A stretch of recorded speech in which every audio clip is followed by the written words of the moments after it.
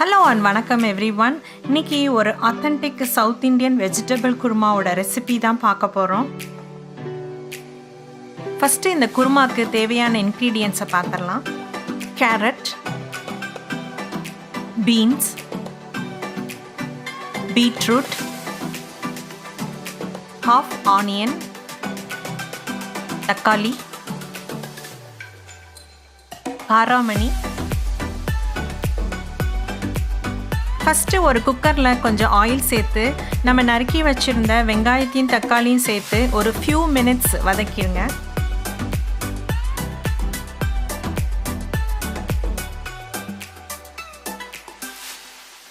Next நம்ம எடுத்துருக்கிற வெஜிடபிள்ஸையும் காராமணியும் அதில் சேர்த்துடலாம்.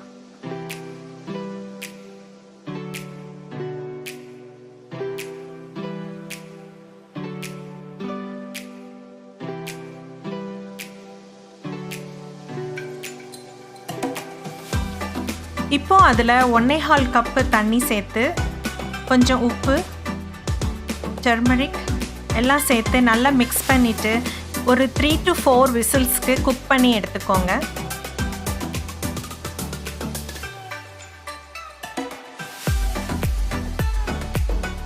இந்த வெஜிடபிள் குருமாக்கு ஒரு கோகனட் பேஸ்ட் பண்ணணும். அதுக்கு துருவின தேங்காய்,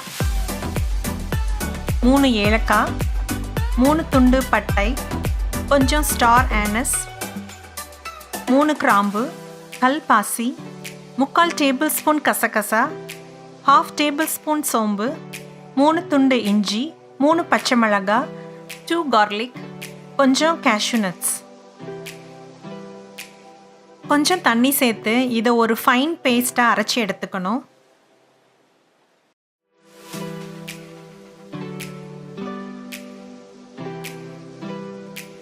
இப்போ ஒரு பேனில் கொஞ்சம் ஆயில் சேர்த்து அதுக்கப்புறம் நம்ம கிரைண்ட் பண்ணி வச்சுருந்த கோகனட் பேஸ்ட்டையும் அதில் சேர்த்து அந்த கோகனட் பேஸ்ட்டில் உள்ள பச்சை வாசனை போகிற வரைக்கும் நல்லா வதக்கிடுங்க.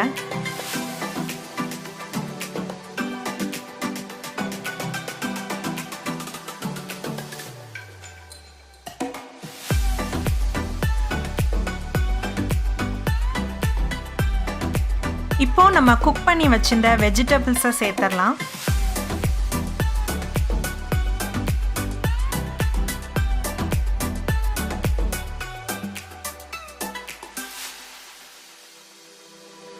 நீங்கள் டேஸ்ட் பார்த்துட்டு தேவைப்பட்டால் கொஞ்சம் உப்பு சேர்த்துக்கலாம்.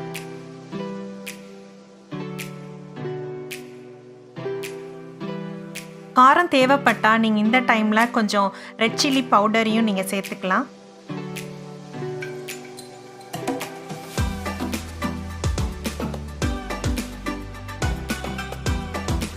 ஃபைனலாக கொஞ்சம் சாப்டு கொரியாண்டர் லீவ்ஸையும் சேர்த்துருங்க.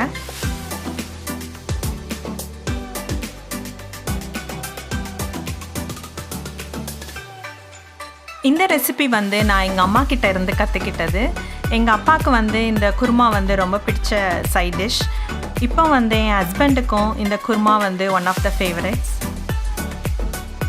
நீங்கள் கேரட், பீன்ஸ் அண்ட் பீட்ரூட்டுக்கு பதிலாக பொட்டேட்டோவும் காலிஃப்ளவர் சேர்த்தும் இதே குருமாவை பண்ணலாம். இப்போ நம்ம vegetable kurma is ready to serve. இந்த வெஜிடபிள் குருமா சப்பாத்திக்கு ஒரு நல்ல சைட் டிஷ்ஷாக இருக்கும்.